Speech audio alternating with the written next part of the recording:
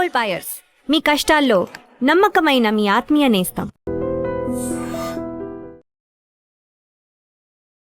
నమస్తే అమ్మా. నమస్తే అమ్మ. అమ్మ పూజ చేస్తున్నప్పుడు ఆవలింతలు వస్తూ ఉంటాయి బాగా. ముఖ్యంగా సత్యనారాయణ వ్రతం అలా చేస్తున్నాం అనుకోండి, 5 కథలు వినేలోపు పాపం పంతులు గారు ఆయన చెప్పుకుంటుంటారు, ఇక్కడ కూర్చున్న వాళ్ళు ఎప్పుడైపోద్ది అన్నట్టుగానే ఉంటారు. ఎందుకు వస్తాయమ్మా అసలు ఆవలింతలు వస్తాయి? కొంతమంది ఏమో డీప్గా ఇన్వాల్వ్ అయిపోయి కన్నీళ్ళు వస్తూ ఉంటాయి వాళ్ళకి.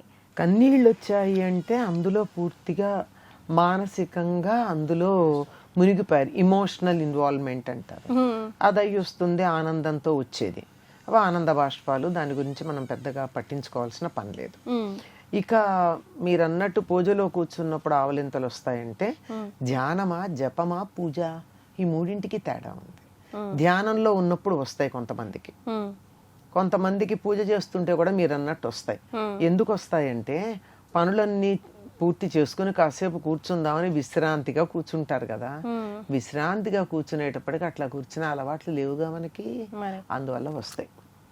తర్వాత ఆవలింతలు ఎందుకు వస్తాయి అసలు సహజంగా? నిద్ర వస్తున్నప్పుడు వస్తాయి కదా.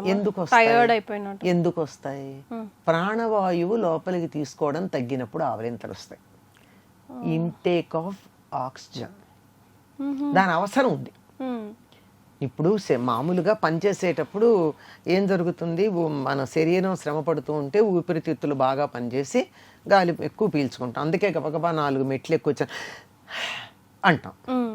అంటే ఏంటి, నీకు కావలసినంత గాలి తీసుకోవడానికి ఊపిరితిత్తుల నిండా గాలి తీసుకుని శరీరానికి ఎంత ప్రాణవాయువు కావాలో, అంటే ఆక్సిజన్ తెలియట్లేదు అందుకని ఇంగ్లీష్లో చెప్పాలి, ఎంత ఆక్సిజన్ కావాలో అంత తీసుకోవడానికి ఊపిరితిత్తులు అని అంటున్నాం.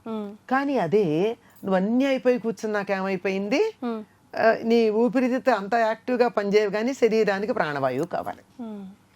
అందుకని ఆవలింతలు వస్తాయి. చక్కగా ఫ్యాన్ వేసి కూర్చోండి, ఆవలింతలు రావు. పూజ దగ్గర ఫ్యాన్ వేసుకోండి, కానీ ఉండదు అనుకో చాలా మందికి. దీపం కొండెక్కుతుంది, చాలా మందికి ఉండదు అన్నాను. దానికి కూడా ఫెసిలిటీ ఉందిగా, వేరే రకాల మార్గాలు ఉన్నాయి. పూజ గదిని ఏసీ పెట్టుకునే వాళ్ళు ఉన్నారు. తర్వాత డైరెక్షన్ ఇటుపక్క దీపం పెడితే ఇక్కడగా ఫ్యాన్ పెట్టు కూర్చునే వాళ్ళు ఉన్నారు. సొంత సుఖమా మరోట, అది చూసుకుంటారు కదా. ఇలాంటివన్నీ ఉన్నాయి. లేదా గాలి ధారాళంగా వచ్చే చోట కూర్చున్నా పర్వాలేదు. దీపానికి ఏదన్నా మంచి గాజు బుగ్గ పెట్టేసి చక్కగా కూర్చుని ధారాళంగా తలుపులో కిటికీలో తీసుకుంటే బాగానే ఉంటాయి. గాలి వెలుగు బాగా వచ్చే చోట పూజ చేసుకుంటే ఆవలింతలు పెద్దగా రావు. ఎప్పుడైతే మీరు దీపం తగ్గించుకుని వెలుగు తగ్గించేసి గాలి ఆడకుండా ఉంటుందో అక్కడ వస్తాయి. ఇది ఒక కారణం. రెండోది ముందరే చెప్పాను కదా, విశ్రాంతిగా కూర్చుంటాం. ఎప్పుడైతే విశ్రాంతిగా కూర్చుంటామో శరీరం అలా బద్దకించేసి ఊపిరితిత్తులు కూడా కొంచెం నెమ్మదవుతాయి. దాంతో గాలి కావాల్సి వస్తుంది. అంతే, ప్రశాంతంగా ఉండడమే కారణం, మరొకటి కాదు. కొంతమంది ఏమో ఇన్వాల్వ్ అయిపోయి మొత్తం అంతా పంతులు గారు ఎంత టైం అయినా పర్వాలేదు, కొంచెం పద్ధతి ప్రకారం చేయండి, నిదానంగా చెప్పండి. సత్యనారాయణ వ్రతం అయితే స్టోరీలు అవన్నీ నిదానంగా చెప్పండి, కథలు అవినో అంటారు. కొంతమంది అయితే తొందరగా అనిపించు టైం అయిపోతుంది అంటారు. ఈ పాటి దానికి ఎందుకు ఇంత పూజ, ఇంత హంగు ఆర్భాటం అనిపిస్తా ఉంటుంది. 2 దోషాలే కదమ్మా.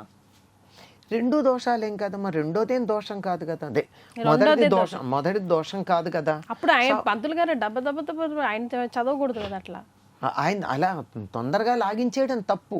ఏది ఎంత చేయాలో అంత చేయాలి. మా ప్రతిదానికో పరిమితి, ఒక మితి 2 ఉంటాయి. అంటే సాగదీసేసి కొంతమంది నిజంగానే మీరు చెప్పినట్టు కథ చెప్పకుండా కథలో ఉన్నటువంటి తన పాండిత్యం అంతా చెప్తూ ఉంటారు. అవునమ్మా, నిజమే. పాండిత్యం అక్కర్లేదమ్మా, కావాలంటే వివరణ చెప్పండి. ఉదాహరణకి మీరు సత్యనారాయణ వ్రతం గురించే మాట్లాడారు. సత్యనారాయణ వ్రతంలో 5 అధ్యాయాలు ప్రధానంగా చెప్తారు. కానీ నిజానికి ఇంకా చాలా ఉన్నాయి. ఇవి ఇంతవరకే మనకి ఈ వ్రతంలో వాడుకుంటున్నాం. ఈ 5 చెప్పేటప్పుడు ఏమని చెప్పచ్చు, ఏదో ఒక మాట. మొదటి దాంట్లో బ్రాహ్మణ, తర్వాత వైశ్య, ఆ తర్వాత క్షత్రియ, తర్వాత శూద్ర, 4 వర్ణాల వారు వ్రతం చేసినట్టుంది కదా. అందులో ఒకటి భర్త లేకుండా అమ్మాయి చేసుకుంది కదా, అంటే భర్త దూరదేశంలో ఉంటే. అంటే ఈ కథలో మీకు అర్థం చేసుకోవాల్సింది ఏమిటంటే, ఈ వ్రతం ఒకళ్ళకే అని పరిమితం కాదు, అందరూ చేసుకోవచ్చు. ఈ మాత్రం వ్యాఖ్యానం వరకు పర్వాలే. అంతకు మించి ఇంక అసలు మొత్తం చరిత్ర అంతా చెప్పుకుంటూ వస్తే అది తనని తాను అందులోనూ ఈ వీడియోలు పెట్టారంటే మరి వీడియో తీస్తున్నారంటే అసలు ఒళ్ళుపై తెలియకుండా చెప్తారు. కొంత కల్పన కొంత సత్యం అంటే అందరూ కాదనుకోండి, ఇలా చెప్పేది ఉంటుంది. అది తప్పు. ఈ మాత్రం వ్యాఖ్యానం చెప్పి వ్రతం అయిన తర్వాత అబద్ధం ఆడడం, అసలు దేవుడు అంటే ఎవరు, నారాయణుడు అంటే సత్యమే, సత్యం పలికితేనే దైవారాధన అవుతుంది, దాన్ని వివరంగా ఈ కథలో చెప్పారు అని ఇటువంటివి 2-3 వాక్యాలు చెప్తే తప్పులేదు. వినేవాళ్ళు కూడా ఇంట్రెస్టింగ్ గా వింటారు. చూసారా, ఈ రోజుల్లో మనం కులాలు మతాలు అనుకుంటున్నాం, అవి ఏం లేవు, అందరూ చేసుకోవచ్చు, పూజకు అందరూ అర్హులే, ఈ కథలో మీకు అర్థమైంది కదా అని మాట చెప్పామనుకో ఎంత బాగుంటుంది.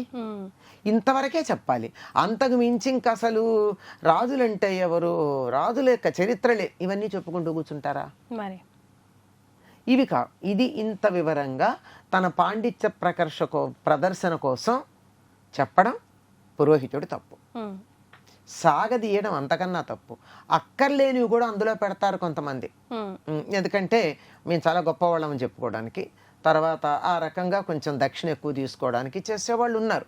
ఎక్కువ మంది లేరు, కానీ అక్కడ 100-1 ఉంటే వాళ్ళనే మనం హైలైట్ చేస్తాం. వచ్చిన దౌర్భాగ్యం ఏమిటంటే 99 మంది మంచివాళ్ళు ఉన్నా ఒక్కడు చెడ్డవాడు ఉంటే మొత్తం అందరినీ తిడతాం. అదో దుర్గుణం. ఇది దోషమే, విసిగించేదే అయినా తొందరగా చేయండి అంటే ఇంకా తప్పు. మా పెద్ద తప్పు. అసలు చేయకపోతే నష్టం ఏంటిట? మరి దండం పెట్టేసుకునే చేద్దాం అనుకున్నానయ్యా, నాకు ఈసారి కుదరలేదు, నమస్కారం చేసుకుంటున్నాను. అందులో మొదటి కథలో ఉందిగా, కూతురు బుడితే అన్నాడు, పెళ్లికి అన్నాడు, అదన్నాడు, ఇదన్నాడు, చివరికి ఎప్పుడో చేశాడు. అన్నేళ్లుగా వాయిదా వేసినా ఆయన గుర్తు పెట్టుకుని చేస్తాను, ఇవాళ కాదులే అనుకున్నా కానీ కుదరలేదు అని చెప్పుకోవచ్చు. అంతేగాని ఏదో మొక్కుబడిగా చేయడం అన్నది ఫలితం మొక్కుబడిగానే ఉంటుంది. యాక్సెప్ట్ చేయడానికి రెడీ. అంతే కదా, చేస్తే సరిగ్గా చేయాలి. నువ్వు ఏ విత్తనం వేస్తే అదే మొలకెత్తుతుంది. As you sow you reap the same. నువ్వు వేప విత్తనం వేస్తే వేప మొక్కే వస్తుంది, మామిడి విత్తనం వేస్తే మామిడే వస్తుంది. నేను వేప గింజ నాటి మామిడి పండు కావాలంటే ఎట్లా దొరుకుతుంది? అది జత నేను అర్జెంటుగా ఏదో నామకహా చేస్తాను అంటే ఫలితం కూడా నామకహా ఉంటుంది. భక్తిగా చేసిందే ఫలితం అమ్మ. భక్తితో పాటు శ్రద్ధ ఉండాలి. శ్రద్ధ అంటే ఏమిటి? గురువాక్యం మీద, శాస్త్రం మీద నమ్మకం ఉండడం శ్రద్ధ. అంటే గురువుగారు ఇది చెయ్యంటే ఎందుకో అని అడగకుండా చేయడం శ్రద్ధ. శాస్త్రంలో ఇట్లా చెయ్యాలని చెప్పబడి ఉంటే ఉన్నట్టుగా చేయడం శ్రద్ధ. ఈ రెండూ కాకుండా చేస్తే అది అశ్రద్ధ. శ్రద్ధగా చెయ్యాలి, భక్తిగా చేయాలి. ఇది ఎట్లా ఎందుకు చెయ్యాలి అని చేసేటప్పుడు రాకూడదు ప్రశ్న. ముందు కనుక్కుని ఎందుకు చేయాలో తెలుసుకో. ముందు తెలియలేదనుకో, చెయ్యి, తర్వాత తెలుసుకునే ప్రయత్నం చెయ్యి. అంతేగాని చెయ్యమన్నప్పుడు ఇది ఎందుకు చేయాలి అని చెయ్యమనంగానే ప్రశ్న వేయకూడదు. శ్రద్ధగా చెయ్యాలి, భక్తిగా చెయ్యాలి. ఈ రెండూ లేకపోయినట్టయితే ఫలితం శూన్యం. సో మీరు ఏ జోనర్లోకి వస్తున్నారు, మారుతున్నారా లేదా కింద కమెంట్ చేయండి.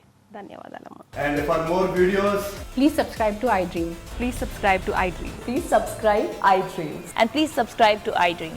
For more videos, subscribe to iDream. please like, share and subscribe to the channel. Congratulations, iDream. Subscribe to iDream. Subscribe to iDream. So subscribe to iDream Media.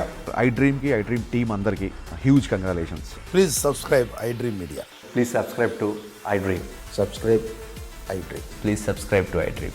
iDream అంటే నా కళల ఛానల్ సబ్స్క్రైబ్ చేసుకున్నారు, నోరు తిరుగుతలేదు, మీరైతే గంట గుర్తు కొట్టండి. For more such videos, please subscribe to iDream. Subscribe to iDream. Please subscribe to iDream. Please subscribe iDream Media. Please do subscribe to iDream. Please subscribe to iDream Media. For best entertainment and information, please subscribe iDream. And don't forget to subscribe to iDream.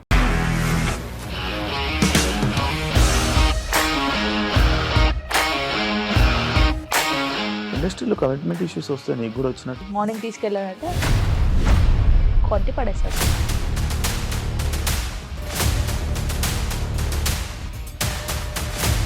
కళ్ళు కూడా చూడలేదు. చూడలేదు ఈ cinema అని చెప్పడానికి కూడా చాలా ధైర్యం కావాలి. అది నిజం కదా, దాంట్లో ధైర్యం ఏంటి? ఇది నెక్స్ట్ డే ప్లేట్ మార్చేస్తే తప్పు కదా. As of now we are comfortable this అని నేను అనుకుంటున్నాను. రష్మిక గారిది మీది ఒకే ఊరంట కదా?